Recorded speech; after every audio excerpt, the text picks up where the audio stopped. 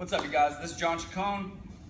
In this video, we're going to be talking about the back squat. Okay, one of the first things that people think about when it comes to one of those basic strength movements. Now, there's a lot of different tools and ways that you can go about performing a squat. One of the best ways that we use to build people up to using a barbell is utilizing the kettlebell, either in a goblet position or in a double kettlebell front squat, holding two kettlebells up in the rack or the chest position. Some people also feel more comfortable in a front squat position using a barbell. We'll also be demonstrating that as well. I tend to feel better with the back squat position. It just fits my body well.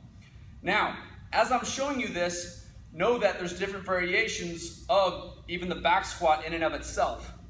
You can have a wider foot stance, okay? And your foot stance is actually going to be dictated more by how your ankles, knees, and hips move together. If you lack range of motion in your ankles, especially kind of like me after years of rugby and just getting that ankle re-sprained and re-sprained, it gets really tight and you kind of lose some of that range of motion. Or perhaps your hips, the way that your hips work, there's lots of external rotation. Maybe you feel super comfortable with a wide stance. Not everybody can squat like those elite athletes that I see a lot that can have their feet shoulder width and go into a full squat and they have that full ankle articulation that just drives forward with the knees. Everything's perfect. I can't do that. I got to be a little different. For me, my stance is about shoulder width, if not a little bit wider. Okay, my toes are slightly pointed out, as you can see in the video. They're not straight ahead. However, some of the things to keep in mind as you're doing this, you want to make sure that as you lower yourself, your hips and knees are bending at the same time. In other words, it's not the knees and then the hips, or the hips, then the knees. Everything moves together. Also, some of you might have a really upright back or upright spine. Some of you might be slightly forward. Either way, as you look at me from the side, I'll also show you a side view. You want to make sure that that barbell stays in the straight line with about the middle of your foot. Okay? As it moves up and down, it's going to stay in roughly that same line. Now, the last thing I'll talk about before I get going on this movement, the setup is so critical. I see so many people walk up to a barbell and just kind of get underneath it and get rocking and rolling.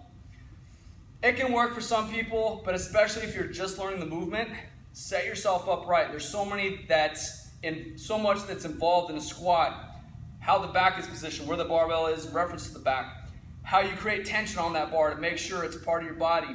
And how that barbell sits on you and how much control you have on it is going to dictate how your hips and your legs do their job.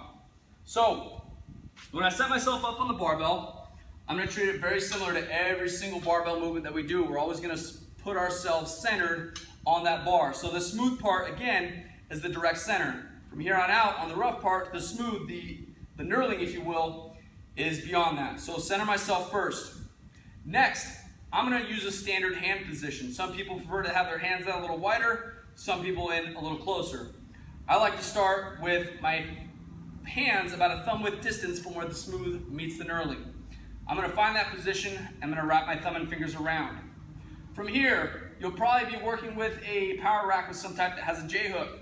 I'm going to pull it towards the front of the J-hook as much as I can. That way it's nice and stable.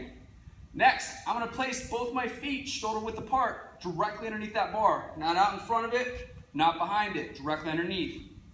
From here, I'm going to set up my shoulder blades for a nice big platform for that barbell to sit. I'm going to pull my shoulder blades together and I'm going to squeeze my glutes.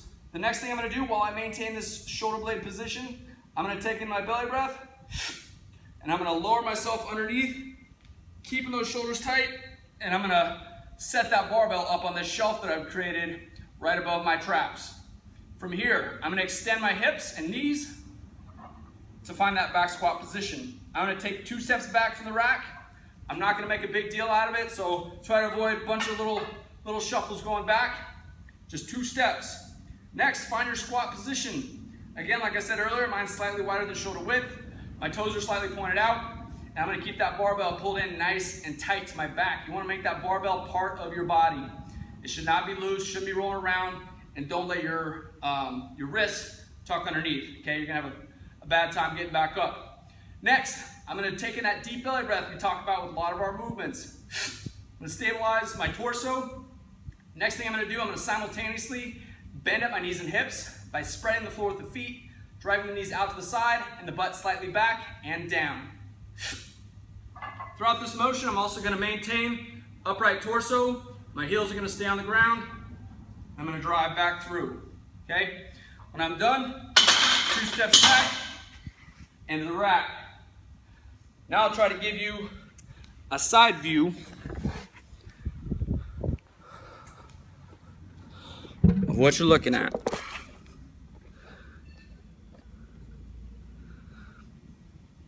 Okay, so again, I've already centered myself on the bar.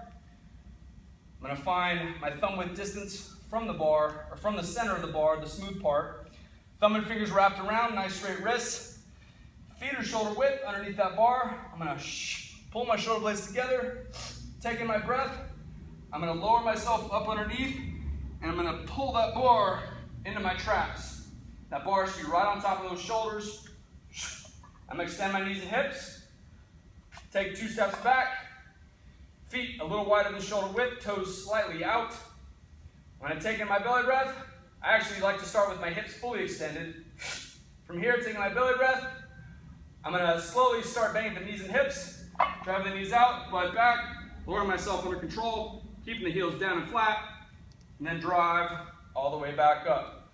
Nice and smooth. When I'm done with all my desired reps, I'll come back into the rack. You'll also notice that I took I paused at the bottom. That tends to fit best for me. Some people will use a natural spring or bounce at the bottom of it. It's not a cheating thing. It's just a natural thing you'll see with squats. Because I have arthritis, I don't like to do too much of the bouncing because my knees can get inflamed pretty easily and quickly. So that's all I got for you on the back squat. If you want to check out another variation, we also have a video on the front squat. If you do have any questions on the back squat, feel free to email me, info@johnchacon.com, or post in the comments below. Again, you guys, different squat positions fit different people because our bodies are all built differently. Experiment with it and find out what works best for you. That's all I got for you today. This is John Chacon, stronger every day. Peace.